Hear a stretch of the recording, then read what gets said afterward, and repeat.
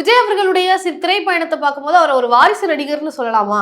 இப்படி பல விமர்சனங்களும் வருது. ஒரு சினிமாவில் நடிக்கிறது என்னுடைய தனிப்பட்ட விவகாரம், தனிப்பட்ட விஷயம். நான் சினிமாவில் நடிப்பேன், நாளைக்கு நடிக்காமல் இருப்பேன், நல்ல படங்களை கொடுப்பேன், கொடுக்காமல் இருப்பேன். அது என்னுடைய குடும்பத்தை மட்டுமே சாரும், என்னுடைய ரசிகர்களோட போயிடும். கட்சின்றது அப்படி இல்லை. இந்த நாட்டை ஆளக்கூடியது, மக்களை வழிநடத்தக்கூடியது, நிதி பற்றாக்குறை இருக்கக்கூடிய பஞ்சங்களை போக்குறது தான் இந்த அரசாங்கத்தினுடைய, இந்த முதல்வரனுடைய வேலையாக இருக்கணும். நீங்கள் என்ன பண்ணிட்டீங்க? பெண்களுக்கு பாதுகாப்பை உறுதி செஞ்சு கொடுத்துட்டீங்களா? இங்கே இருக்கக்கூடிய ரவுடித்தனத்தை ஒழிச்சிட்டிங்களா? இங்கே இருக்கக்கூடிய பாலியல் வன்புணர்வு பிரச்சனைகளை ஒழிச்சிட்டிங்களா? இங்கே அதாவது கூட்டான ரவுடிசம், கேங்ஸ்டர் சொல்லுவாங்களா, அதை ஒழிச்சிட்டிங்களா? என்ன பண்ணியிருக்கீங்க? சாலையில் இன்னைக்கு செய்தி பார்த்தீங்களா? போற ஒரு சிறுவனை ஒரு தெரு நாய், வெறி நாய் துரத்தி கடிச்சிருக்கு. நித்தம் செய்திகள் வந்துகிட்டு இருக்கு.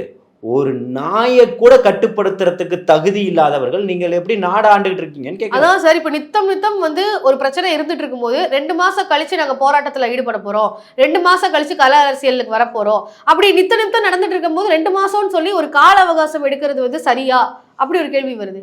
பாருங்க, இருக்கக்கூடியதுக்கு எங்கேயும் போராட்டத்துக்கு 2 மாதம் கழிச்சு வரும், 4 மாதம் கழிச்சு வரும்னு உங்களுடைய கேள்விக்காக நான் வந்து ஆமான்னு ஒத்துக்கிட்டுலாம் போக முடியாது. புரியுதுங்களா?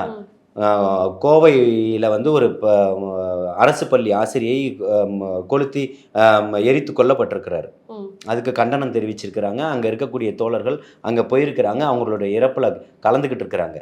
மதுரையில் ஒரு காவலர் அதே மாதிரி பண்ணியிருக்கிறாங்க, ரவுடிகளால் எரித்து கொல்லப்பட்டிருக்கிறாரு. அங்கே அதுக்கும் கண்டனம் தெரிவிச்சிருக்கிறாங்க. அங்கே உள்ள மாவட்ட நிர்வாகிகள் தலைமை கழகத்தினுடைய அறிவுறுத்தலின் பேரில், பொதுச்செயலாளர் அவர்களுடைய அறிவுறுத்தலின் பேரில் போயிருக்காங்க, கலந்துக்கிறாங்க, அவர்களுடைய ஆறுதலை சொல்லிட்டு வந்திருக்கிறாங்க. தேனியில் ஒரு பள்ளி, மன்னிக்கணும், தென்காசியில் ஒரு பள்ளி வந்து காங்கிரீட் இடிஞ்சு விழுந்திருக்கு. நல்ல நேரம் அங்கே இருக்கக்கூடிய குழந்தைகள் அங்கே இல்லை, அது உணவு நேரம்ன்றதுனால தள்ளி போயிருந்தாங்க. அங்கே இருந்ததுன்னா அங்கே எத்தனை உயிர்கள் பலி வாங்கப்பட்டிருக்கும்? அந்த இதுக்கு கண்டனம் தெரிவிச்சிருக்கிறாங்க, அங்கே போயிருக்கிறாங்க, அதை பார்த்துருக்குறாங்க, விசாரிச்சிருக்கிறாங்க. இப்படி ஒவ்வொன்றுக்குமே, தூத்துக்குடி பிரச்சனையை எடுத்துக்கங்க.